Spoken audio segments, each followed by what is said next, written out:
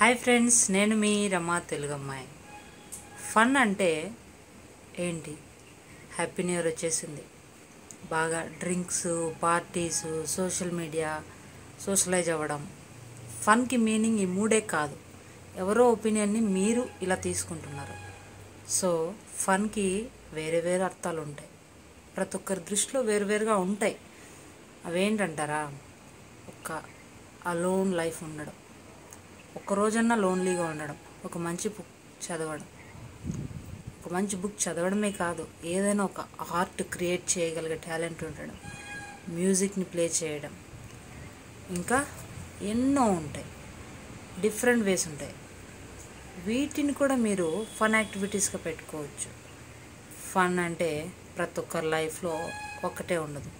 ఏంటి? Party, drinking, social media. ఇదే కాదు, ఇంకా చాలా యాక్టివిటీస్ ఉంటాయి. న్యూ ఇయర్ సెలబ్రేషన్స్ అలా కాకుండా ఇలా ఏదైనా ఒక స్పెషల్ టాలెంట్ని మన స్పెషల్ పర్సన్స్కి ట్రై చేసి చూడండి. చాలా స్పెషల్ మెమరీస్ ఉంటాయి. ఎక్కువ ఖర్చు పెట్టేయడం, ఎక్కువ సెలబ్రేట్ చేసుకోవడం, పొల్యూషన్ క్రియేట్ చేయడం, కేక్ కట్ చేయాలి, స్ప్రే, ఇంకా అలాగే క్రాకర్స్, ఎంత ఎక్కువ ఖర్చు పెట్టి ధూమ్ధామ్గా చేస్తే అంత గ్రేట్.